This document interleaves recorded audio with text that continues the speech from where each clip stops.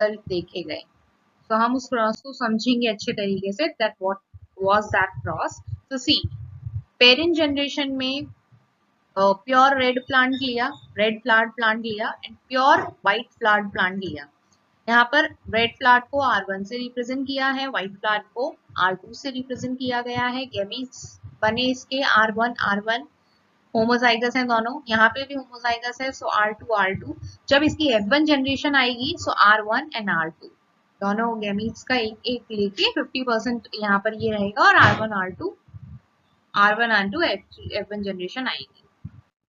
उसके बाद F1 generation का जब सेल्फ फर्टिलाइजेशन किया गया, मेल का ये क्या था, R1 R2 एलील्स, फीमेल के एलील्स क्या थे, R1 R2। जब इसके गैमीट्स बने सो R1 R2 R1 R2। जब इसको क्रॉस करवाया गया पुनेट स्क्वायर की मदद से, देखा गया, इसका स्टडी किया गया कि क्या सेल्फ फर्टिलाइजेशन के बाद क्या रिजल्ट निकला है। सो 1 was रेड फ्लावर, 2 वो पिंक फ्लावर्ड प्लांट्स एंड एक व्हाइट फ्लावर्ड प्लांट।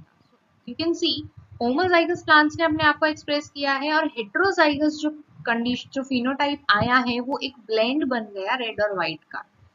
तो उस तरीके से यहाँ पर genotypic ratio, phenotypic ratio incomplete dominance के अंदर एक जैसा होता है। Genotypic ratio is 1:2:1 because see R1 is 1, R2 is 1, R1 and sorry, this will be R1 R2, this is mistakenly written R1 R2 and R1 R2, these are 2, so pink। Phenotypic ratio अगर हम देखें तो एक red है, एक white है, दो pink है, so again 1:2:1। Genotypic and phenotypic ratio incomplete dominance के अंदर एक जैसे होता है, बराबर होता है। ये हमें मिराबिलिस जलापा का जब हमने होमोजाइगस प्लांट्स का क्रॉस करवाया और फिर जो रिजल्ट आया, जो F1 जनरेशन आई, उसका जब हमने सेल्फ फर्टिलाइजेशन कराया तो जो रिजल्ट आया, जब इंटरमीडिएट ब्लेंड देखने को मिला, तब हमने समझा कि इस तरीके के नॉन मेंडेलियन इनहेरिटेंस पैटर्न्स भी देख सकते हैं प्लांट्स के अंदर।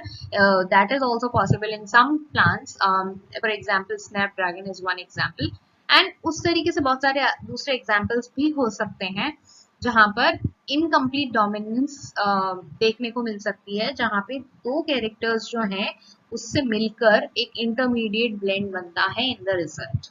Okay, this is about incomplete dominance. Snapdragon में हमने देखा RR red flowers, WW is white flowers and RW जो जनरेशन हुआ वो पिंक फ्लावर्स थे। तो ये जो ब्लेंडिंग हुई ट्रेड्स की, ये कैरेक्टरिस्टिक है इनकम्प्लीट डोमिनेंस का। जहां पे भी आप ट्रेड्स की ब्लेंडिंग होते हुए देखो, पेरेंट जनरेशन जो थी उससे ब्लेंड होते हुए देखो, तो उसे इनकम्प्लीट डोमिनेंस बोलते हैं, जहाँ पे कोई भी एलील डोमिनेंट नहीं होता ओवर द अदर एलील।